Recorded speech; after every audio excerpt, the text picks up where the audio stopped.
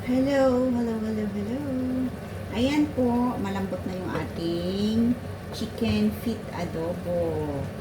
Ayan, pinapatuyuan ko na lang. Patuyo na lang natin yung sauce niya. O, diba? Malambot na siya. So, bali, naka 1 hour na siya. Nang low fire lang.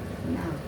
Tapos, nilagyan ko na rin siya ng half cup lang ng vinegar. Yung bago siya umano at konting sugar pambalance sa lasa. So, ayan na po siya. Ayan na yung kanya outcome. So, yung panlasa is natin titikman bago siya maluto. Pag yung natuyuan na. Kasi pag doon matutuyuan, doon mo malalaman yung lasa. Sarap. Nag-aagaw yung aroma ng lemongrass. Tapos yung sili. Tapos yung asim ng suka. O, diba? Kain na tayo. Kain na. Ang sarap ng anghang. Tapos yung aroma niya ng yung cinnamon stick. Nandiyan, nakadikit. Sinang gusto? Come on, let's eat. O, diba? Ayan po siya. Pakikita ko na sa inyo. Ayan. Ayan na siya. Ayan na siya. Sarap. Sarap. Sarap, sarap, sarap. Papatuyuin ko na lang yung sauce niya para hindi gaanong kwan. Ayan. So, thank you for watching. Bye-bye. Ayan. Hello, hello, hello. Good morning. Magluluto po tayo ng adobong paa ng chicken. Ayan. So, itong ating chicken ay binanlian na natin, para matanggal yung mga residues nila, yung mga dumi. Di ba? Yung mga itim-itim na Ayan. At tinanggalan na rin natin ng kuko kasi hindi naka-pedicure. Di ba? So, ayan. Tinanggalan natin. Pinakuluan. So, ready to cook na siya. At pag ako pala nagluluto ng chicken feet, adobong chicken feet ay merong ginigisa ko muna sa lemongrass, tanlad, di ba? Tapos may garlic, and then merong ginger. Tapos meron ako isang, ang tawag na dito? Kalimutan ko tuloy.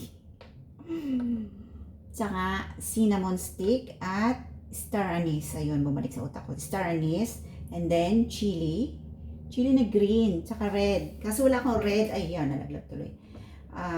Gagamitin ko na lang is yung chili flakes. O, diba? Dali, basan muna natin ito nalaglag. At, lalagyan din natin ng yung corn pepper. O, diba? Ayan. So, let's try na. Start na tayo magluto. Ayan. Hindi ko masyadong inaano sa suka. Ang suka is after yung adobo.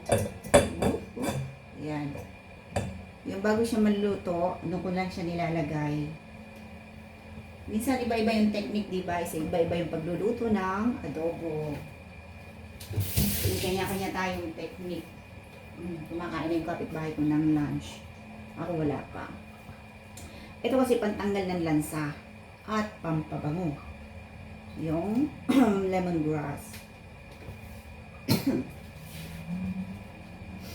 So, pababangoyin natin siya ng cinnamon. Kaya ako gumagamit ng cinnamon. Pampabango to sa pagkain. And that's also healthy. O, diba? Tapos yung gigisa natin yung lemongrass. Minsan yung iba hindi gumagamit niyan. Pero ako ginagamitan ko kasi pantanggal ng lansa. Lalo na yung chicken dito is hindi naman native. So, yung mga chicken na is yung mga puti. Hindi ko alam ang klaseng chicken yan. Diba? Tapos, maraming ginger. Ayan. May narin ginger. Para matanggal yung lansa ng ating chicken feet. Pag hindi kasi siya native, medyo may amoy, diba? Hindi naman lahat, pero mostly may amoy. So, para hindi mo yung maamoy, damihan mo yung ginger.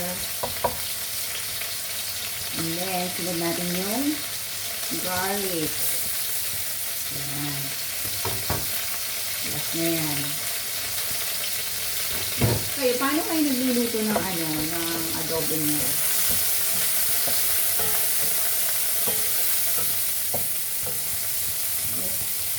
Right.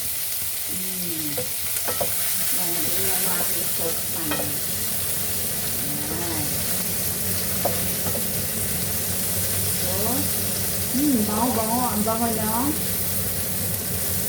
lemongrass.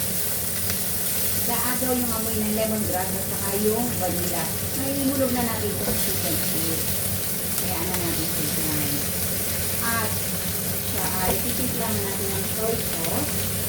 Yung light soy sauce at dark soy sauce. At dagdagan yung konting sabaw para lumabot. Konting water lang. Tapos ilalagay niyo sa low heat. Ayan, isang tubulo ng kumulo. Oh, diba? Tumutok na siya. May fireworks na. Ayan. Ayan na natin si Juan. Oh. Ngayon, sinulugan natin ng corn pepper. Actually, itong corn pepper ko, hindi ko sa Philippines store kasi yung corn pepper nila dito hindi kaya matapang. Mas masarapan yung palapin. Hindi tayo okay lang mga nagyato siya. Tapos, ilagay na natin ito. Kasi palalambutin na natin yan.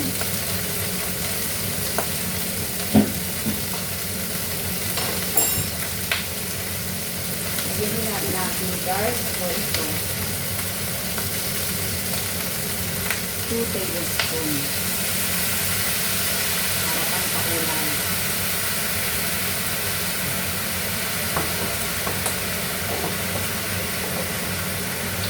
Natin light soy sauce. Light soy sauce yan.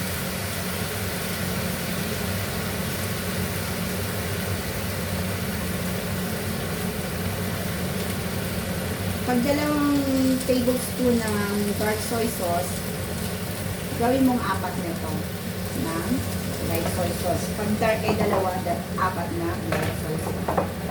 Ayan. So, halu-haluin natin. Sarap. Ngayon, lagyan natin konting asin. Yan. Itong asin namin ay dyan yung yellow, kalimutan ko. Ano kasing asin kasi to? Hindi yung sea salt na ate yung amo kayo kayo gumagamit ng ibang asin. So, ayan. Pakukuluin na natin. Hanggang mamaya. Balikan natin mamaya pag yung medyo malambot na siya. I-share ko sa inyo yung outcome. Bibidyo ko ulit mamaya pag yung medyo lumambot na siya. So, for the moment, kailangan muna natin malambutin. Pakuluin muna. Dagdagan ko lang ng konting tubig.